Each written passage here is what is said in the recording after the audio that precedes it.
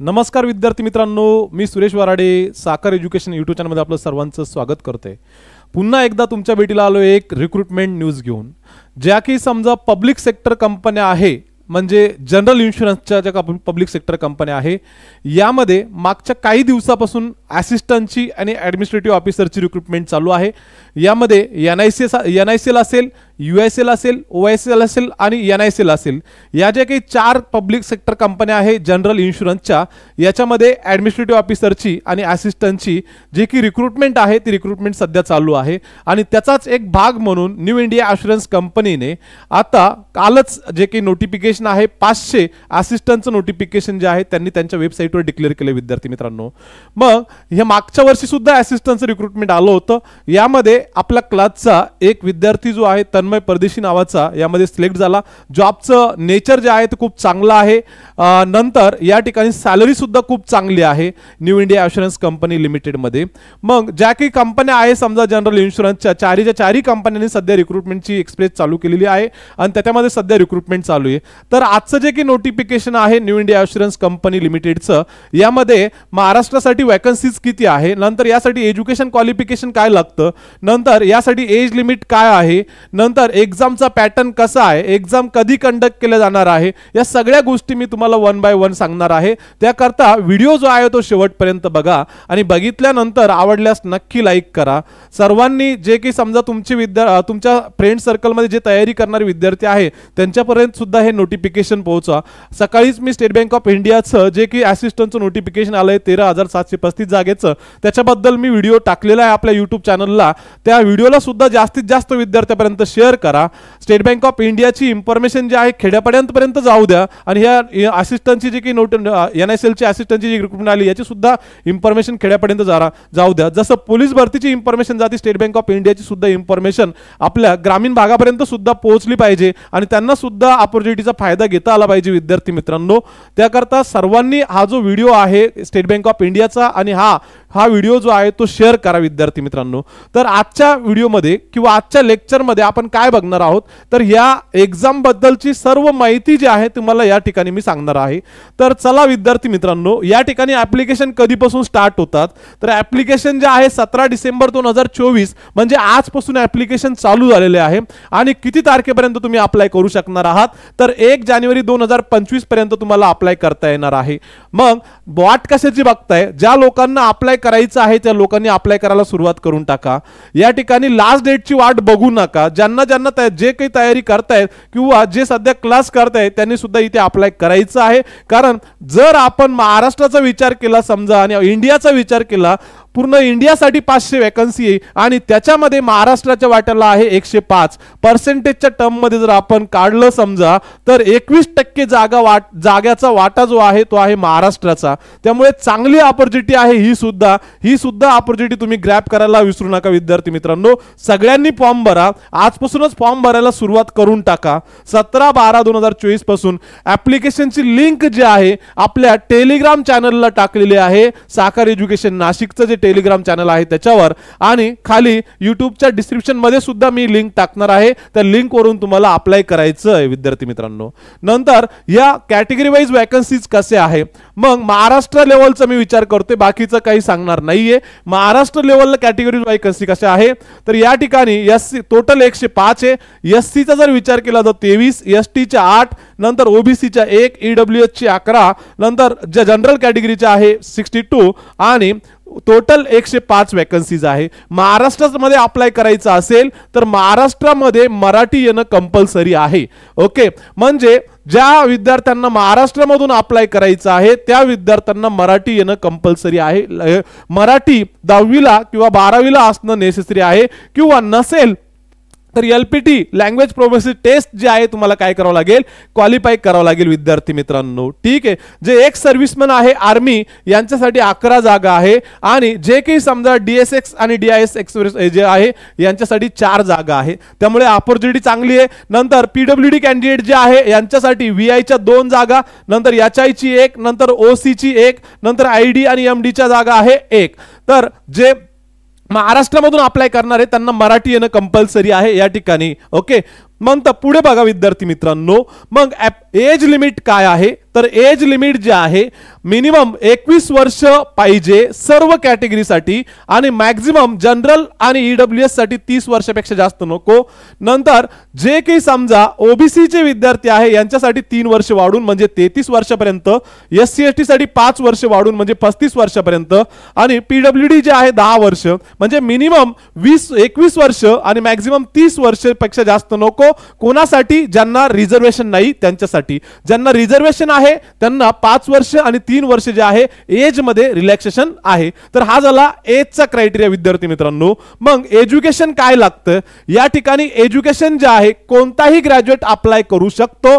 कोणताही graduate candidate must possess minimum qualification of graduation any discipline. कोणताही यामध्ये BA असेल, बीकॉम असेल, बीए असेल, बीकॉम असेल, बीएससी असेल, वायसीए मधून ग्रॅज्युएट झालेला असेल, इग्नो मधून ग्रॅज्युएट झालेला असेल, सगळे विद्यार्थी इथे अप्लाय करू शकतात. 4 वर्षाचं ग्रॅज्युएट 8 वर्षात झालेला असेल किंवा 3 वर्षाचं ग्रॅज्युएशन 5 वर्षात झालेला असेल तो सुद्धा विद्यार्थी अप्लाय करू शकतो. फक्त रेकॉग्नाइज युनिव्हर्सिटीचं ग्रॅज्युएशन त्याचं पूर्ण झालेलं असावं असे विद्यार्थी या ठिकाणी अप्लाय करू शकतात. आणि न्यू इंडिया ॲस्युरन्सने या ठिकाणी एक कंडिशन टाकलेली आहे की 10वी आणि 12वी या ठिकाणी इंग्लिश हा जो सब्जेक्ट आहे तो कंपल्सरी आहे आणि असतोच प्रत्येक विद्यार्थ्याचा 10वी आणि 12वीला इंग्लिश सब्जेक्ट. त्यामुळे असं काही वेगळं काही तिथं सांगितलेलं नाही. 10वी 12वीला इंग्लिश सब्जेक्ट कंपल्सरी पाहिजे. ओके. आणि ग्रॅज्युएशन कधीपर्यंत झालेलं पाहिजे? 1/12/2024 पर्यंत ग्रॅज्युएशन कंप्लीट पाहिजे. तो विद्यार्थी या ठिकाणी अप्लाय करू शकतो. ओके. नंतर पुन्हा काय सांगितलं की ज्या स्टेटला तुम्हाला अप्लाय करायचंय, ज्या स्टेटला तुम्ही अप्लाय करणारे महाराष्ट्रामध्ये, तर महाराष्ट्राची तुम्हाला मराठी लँग्वेज जी आहे ती वाचता आली पाहिजे, लिहिता आली पाहिजे, बोलता आली पाहिजे. रिजनल लँग्वेज जी आहे ती टेस्ट तुम्हाला काय करावं लागेल? पास करावी लागेल. हे लक्षात घ्या विद्यार्थी मित्रांनो. आणि पुन्हा ज्या स्टेटला तुम्ही अप्लाय करणार आहात त्या स्टेटची लोकल लँग्वेज तुम्हाला येणं कंपल्सरी आहे. नंतर ज्या स्टेटला तुम्ही अप्लाय करणार आहात त्याच स्टेटमध्ये तुम्हाला एक्झाम देता येणार आहे. मग दुसऱ्या स्टेटला तुम्हाला म्हणजे दुसऱ्या स्टेटमधून जर अप्लाय करता तर त्या स्टेटमध्ये तुम्हाला एक्झाम द्यायला जावं लागणार आहे. परंतु महाराष्ट्राचे विद्यार्थी बाहेर स्टेटमध्ये कशाला अप्लाय करतील? कारण वॅकन्सीज महाराष्ट्रामध्येच जास्त आहे. तर महाराष्ट्रातले विद्यार्थी महाराष्ट्रातच अप्लाय करतील आणि महाराष्ट्रातच अप्लाय केलं पाहिजे असं माझं सजेशन तुम्हाला असेल. तर लोकल लँग्वेज टेस्ट येणं कंपल्सरी आहे. मराठी तुम्हाला आली पाहिजे. हे त्यांनी काय टाकलेलं आहे? एज्युकेशन क्वालिफिकेशन यामध्ये एक पॉइंट जो आहे तो ऍड केलेला आहे. असिस्टंटला सगळीकडे हे कंपल्सरी असतं, LPT language proficiency test. Okay. नंतर सर मग यासाठी सॅलरी कशी असणार आहे? सॅलरी पण खूप चांगली विद्यार्थी मित्रांनो. जर आपण विचार केला टोटल सॅलरी पर मंथ जे आहे ती असणार आहे 40,000 रुपये आणि अदर अलाउन्सेस जे आहेत ते असणार आहे. मेट्रोपोलियन शहरामध्ये ही सॅलरी वाढू शकते. पण याच्या व्यतिरिक्त तुम्हाला काय काय भेटणार आहे? अलाउन्सेस जे आहे, बेनिफिट्स, लमसम, सम डोमिसिली मेडिकल बेनिफिट्स, नंतर membership of group mediclaim policy, नंतर रिएम्बर्समेंट हॉस्पिटलायझेशन एक्सपेन्सेस, नंतर लिव्ह, नंतर ट्रॅव्हल सबसिडी, या सगळ्या गोष्टी तुम्हाला भेटणार आहे जेव्हा तुम्ही जॉबला लागणार न्यू इंडिया ॲश्युरन्स मध्ये त्यावेळेस. लक्षात घ्या. ओके. तर सॅलरी पर मंथ जर विचार केला तर 40,000 रुपये असेल. एसबीआयची 46,000 आहे, क्लेची 40,000 आहे. परंतु वर्किंगचं कल्चर जे आहे ते डिफरंट आहे या ठिकाणी. ओके. मग या ठिकाणी सर एक्झामचं पॅटर्न कसं आहे? एक्झाम कधी कंडक्ट केले जाणार आहे? तर एक्झाम जी आहे ती प्री एक्झाम जी आहे मंडेला असणार आहे. या ठिकाणी संडेला टाइम भेटलेला नाहीये म्हणून मंडेला वेळ त्यांनी घेतलेला आहे. आणि जी काही मेन्स एक्झाम आहे ती आहे 2 मार्च 2025 ला संडेला आणि जी की प्री एक्झाम्स आहे ती आहे 27 जानेवारी 2025 ला मंडेला. ओके. तर 7 दिवस अगोदर कॉल लेटर त्यांच्या वेबसाईटवर ते अपलोड करतील. तिथून तुम्हाला काय करायचं आहे? डाउनलोड करायचं आणि एक्झामला तुम्हाला सामोरं जायचंय विद्यार्थी मित्रांनो. मग या ठिकाणी 2च एक्झाम होतील, प्री आणि मेन्स. याच्यावर तुमचं सिलेक्शन होणार. प्री क्वालिफाईंग नेचर असेल, एलपीटी सुद्धा क्वालिफाईंग नेचर असेल. मी तुम्हाला पुढे सांगणारच आहे याबद्दल. ओके. मग या ठिकाणी एक्झाम पॅटर्न जो आहे आता बघा, selection process will consist of online test, prelims आणि मेन्स एक्झामिनेशन. जी काही ऑनलाईन टेस्ट होणार आहे प्री आणि मेन्स या दोन होणार आहे आणि candidates qualifying in the main examination will be further shortlisted for the regional language test. Mains exam qualify झाल्यानंतर लोकल लँग्वेज प्रोफिसी टेस्ट होईल तुमची, LPT होईल. The structure of the online test for candidate will as under, म्हणजे खाली जे काही एक्झामचा pattern आहे त्या ठिकाणी तुम्हाला असेल. नंतर एक्झाम जी आहे ती दोन लँग्वेज मध्ये उपलब्ध असेल, इंग्लिश आणि हिंदी. इंग्लिश लँग्वेजचा पेपर इंग्लिश मध्ये उपलब्ध असेल आणि बाकी जे काही सब्जेक्ट्स आहे समजा 4 ते सब्जेक्ट तुम्हाला हिंदी आणि इंग्लिश या दोन्ही लँग्वेज मध्ये उपलब्ध असेल. ठीक आहे, हे झालं. नंतर एक्झामचा प्रीचा पॅटर्न कसा आहे तर प्रीला मध्ये 3 सब्जेक्ट तुम्हाला असणार. त्या 3 सब्जेक्ट मध्ये कोणत्या सब्जेक्टला किती क्वेश्चन, किती मार्क, किती टाइम हे मी तुम्हाला इथे सांगणार. तर या ठिकाणी तुम्हाला 100 मार्काचा प्रीचा पेपर असेल आणि 1 तास तुम्हाला वेळ असेल. पेपर पूर्णपणे ऑब्जेक्टिव्ह, 3 सेक्शन असेल. नंतर या ठिकाणी पेपर ऑनलाईन असेल पूर्णपणे आणि पेपर तुम्हाला 2 लँग्वेज मध्ये उपलब्ध असेल, इंग्लिश आणि हिंदी. ओके, मग इंग्लिशचा पेपर फक्त इंग्लिश मध्येच असेल, पण बाकीचे जे काही पेपर्स आहे 2 ते हिंदी आणि इंग्लिश मध्ये उपलब्ध असेल. या ठिकाणी पहिला सब्जेक्ट जो आहे तो English language 30 question 30 mark, time 20 minutes. नंतर रिजनिंग जो आहे 35 question 35 mark, time 20 minutes, Hindi English मध्ये उपलब्ध. नंतर 35 question 35 mark, time 20 minutes, total 100 question, नंतर 100 मार्क्स आणि टाइम आहे 60 मिनिट्स. ओके, असा प्रीचा एक्झामचा पॅटर्न आहे. जवळपास ऑलमोस्ट सगळ्या इन्शुरन्स सेक्टरचा प्रीचा पॅटर्न सेम असतो. नंतर ज्या काही IBPS क्लर्कची एक्झाम असते, SBI क्लर्कची असते, RBI क्लर्क असिस्टंटची असते या ठिकाणी, किंवा IBPS PO असेल, नंतर SBI PO असेल, नंतर सगळ्या जेवढ्या की एक्झाम्स आहे प्री, त्या प्रीचा पॅटर्न ऑलमोस्ट सेम असतो. मेन्स मध्ये थोडंफार व्हेरिएशन येतं, बाकी जास्त काही व्हेरिएशन येत नाहीये. ठीक आहे, तर हा झाला प्रीचा पॅटर्न. नंतर मेनचा पॅटर्न कसा आहे, इन्शुरन्स सेक्टर मध्ये मेनचा पॅटर्न सेम आहे, जवळपास 40 क्वेश्चन 50 मार्क, 40 क्वेश्चन 50 मार्काला. मग या ठिकाणी 250 मार्काचा पेपर असेल. नंतर टाइम्स असेल 2 आवर्स, पेपर पूर्णपणे ऑब्जेक्टिव्ह असेल आणि 5 सेक्शन असेल. यामध्ये किती 5 सब्जेक्ट असेल. यामध्ये इंग्लिश लँग्वेज हा जो सब्जेक्ट आहे याचं वेटेज 40 क्वेश्चन 50 मार्काला, टाइम 30 मिनिट्स आणि इंग्लिश मध्येच उपलब्ध असेल, इंग्लिश लँग्वेज इंग्लिश मध्ये. नंतर रिजनिंग जो आहे तो असेल 40 क्वेश्चन 50 मार्काला आणि टाइम असेल 30 मिनिट आणि दोन्ही लँग्वेज मध्ये हे जे काही बाकीचे 4 पेपर आहेत ते उपलब्ध असेल. नंतर यामध्ये न्यूमेरिकल ॲबिलिटी म्हणजे जे की समजा संख्यात्मक योग्यता आहे हे 40 क्वेश्चन 50 मार्काला, टाइम 30 मिनिट्स असेल या ठिकाणी.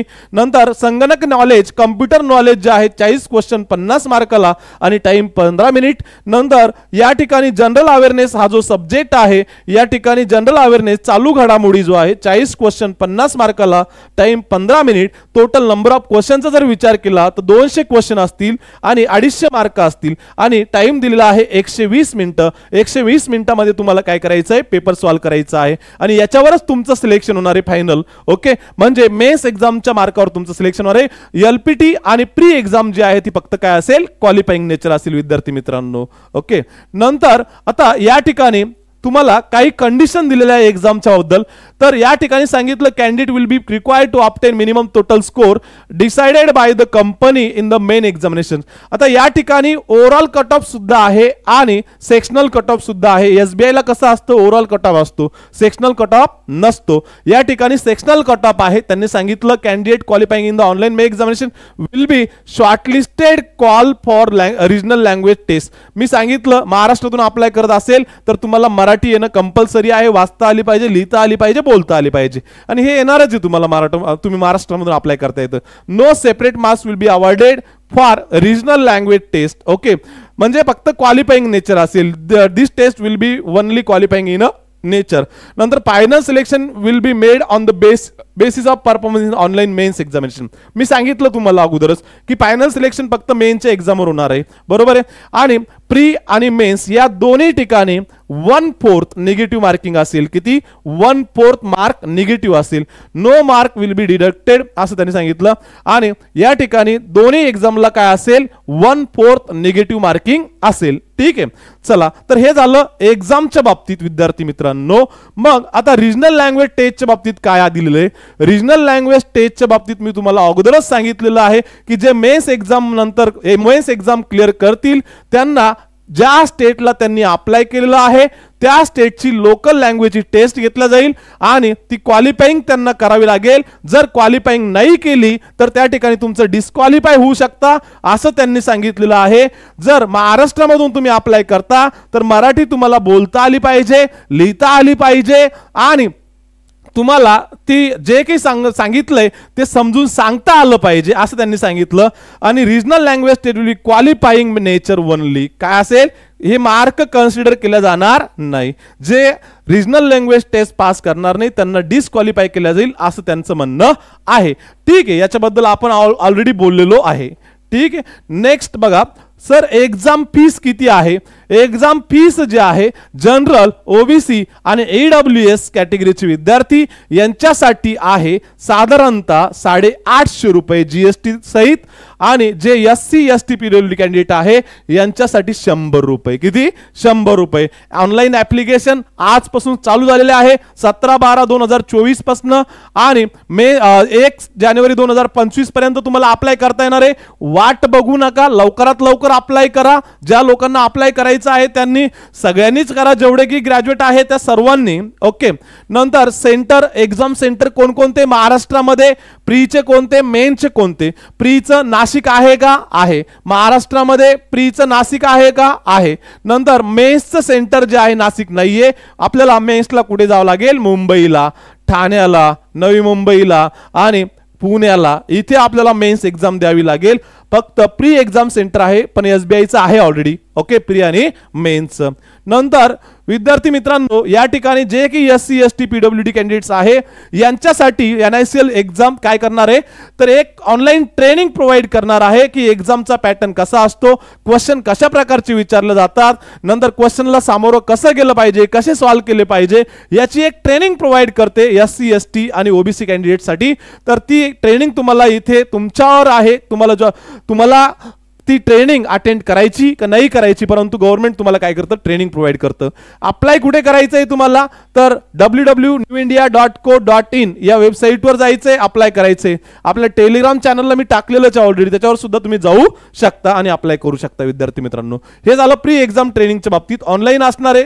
ओके, नंतर ऍप्लिकेशन प्रोसिजर जे आहे तुम्हाला मी सांगितलेली आहे की कॅन्डिडेटना काय करायचं आहे, आपल्या टेलिग्राम चॅनलला जायचं आहे, त्याच्यावर आपली लिंक टाकलेली आहे. त्या लिंकवरून तुम्हाला काय करायचं आहे, अप्लाय करायचं आहे विद्यार्थी मित्रांनो. ओके, या ठिकाणी मी लिंक दिलेली आहे. नंतर जे विद्यार्थी नवीन असतील, समजा पहिल्यांदाच अप्लाय करत असतील त्यांच्यासाठी आणि जे नवीन नसतील त्यांच्यासाठी सुद्धा मी सांगतोय, नेहमी मी व्हिडिओ सांगत असतो की अप्लाय करण्यासाठी काय काय लागतंय. एज्युकेशन क्वालिफिकेशन, 10वी 12वी ग्रॅज्युएशन, कधी पास झाले, पर्सेंटेज किती आहे, या सगळ्या गोष्टी इथे पुट कराव्या लागतात. डेट ऑफ बर्थ 10वीच्या बोर्ड सर्टिफिकेट नुसार, email ID permanent, mobile number permanent, ID proof, Aadhaar card, PAN card या सोबतच नंतर फोटोग्राफ 20 KB ते 50 KB, सिग्नेचर 10 KB ते 20 KB, नंतर लेफ्ट थंब इम्प्रेशन 20 KB ते 50 KB आणि हँड रिटन डिक्लेरेशन 50 KB ते 100 KB आपल्या स्वतःच्या हँडरायटिंग मध्ये ब्ल्यू किंवा ब्लॅक पेन राईट करायचं आहे आणि अपलोड करायचं आहे विद्यार्थी मित्रांनो. SBIचं हँड रिटन डिक्लेअर वेगळं आहे, तिथं फक्त डेट ऑफ बर्थ टाकावं लागते, इथे डेट ऑफ बर्थ टाकण्याची गरज नाहीये. तर अशा पद्धतीनं काय काय फॉर्म भरण्यासाठी आपल्याला लागतं या ठिकाणी मी तुम्हाला इथे क्लिअर करून दिलं विद्यार्थी मित्रांनो. ओके, मग जे की समजा बँक, इन्शुरन्स आणि रेल्वेची तयारी करू इच्छितात त्यांच्यासाठी आपण 16 डिसेंबर 2024 पासून काय केलेलं आहे, मॉर्निंगची बॅच स्टार्ट केलेली आहे. सध्या त्याच्यामध्ये डेमो लेक्चर चालू आहे विद्यार्थी मित्रांनो. जे इंटरेस्टेड कॅन्डिडेट्स आहे यांनी डेमो लेक्चर अटेंड करण्यासाठी यायचंय. ऑफलाईन लेक्चर आपल्याकडे उपलब्ध आहे साखर एज्युकेशन नाशिक, गंगापूर रोड या ठिकाणी. आपला ऍड्रेस जो आहे खाली एक जी लाईन चालू आहे त्याच्यामध्ये तुम्हाला दिसेलच. आणि काही अडचण आल्यास आपला जो काही नंबर आहे 70 66 79 41 आणि 50 या नंबरवर तुम्ही कॉल करू शकता आणि माहिती घेऊ शकता विद्यार्थी मित्रांनो. ठीक आहे, नंतर जे काही समजा आपल्या YouTube चॅनलला नवीन विद्यार्थी आहेत, पहिल्यांदाच व्हिडिओ बघतायत, त्यांनी आपलं चॅनल सबस्क्राईब करायचे, सबस्क्राईब केल्यानंतर लाईक करायचे आणि व्हिडिओ आवडल्यास नक्की शेअर करायचे विद्यार्थी मित्रांनो तुमच्या मित्रांमध्ये आणि आम्हाला सपोर्ट करायचा आहे विद्यार्थी मित्रांनो. नंतर जे की समजा आपलं टेलिग्राम चॅनल आहे, टेलिग्राम चॅनलला जवळपास आपल्या महाराष्ट्रामधून 9 ते 10 हजार विद्यार्थी ऍड झालेले. याच्यावर आम्ही काय करतोय की डेली ज्या काही PDFs आहे, बँकिंग एक्झाम बद्दल असेल, नंतर रिक्रुटमेंट असेल, नंतर जे काही एक्झामचे रिझल्ट्स असेल, या सगळ्या गोष्टी आम्ही याच्यावर अपलोड करत असतो. त्याकरता आमचं टेलिग्राम चॅनल तुम्ही जॉईन करून घ्यायचंय. नंतर आपलं काय म्हणतात इंस्टाग्रामचं पेज आहे, याच्यावर सुद्धा इन्फोग्राफिकनं आम्ही काय करत असतो, इन्फॉर्मेशन अपलोड करत असतो.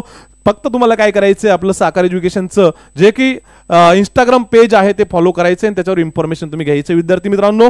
नंतर आपलं व्हॉट्सअप ग्रुप्स आहे, व्हॉट्सअप ग्रुपवर सुद्धा ज्या सेम ऍक्टिव्हिटी मी तुम्हाला सांगितलं त्या ऍक्टिव्हिटी आपल्या राबवल्या जातात, त्याला सुद्धा काय करायचं, तुम्हाला जॉईन होऊन जायचं विद्यार्थी मित्रांनो व्हॉट्सअप ग्रुपला. ओके. नंतर चला विद्यार्थी मित्रांनो, तर सगळ्या गोष्टी ज्या आहे एकदम व्यवस्थित मी एक्सप्लेन केलेल्या आहे, तुम्हाला आवडल्या असतील असं मी गृहीत धरतो आणि तुम्ही नक्कीच लाईक कराल, शेअर कराल आणि पुन्हा भेटूया पुढच्या व्हिडिओमध्ये. तोपर्यंत थँक्यू, बाय.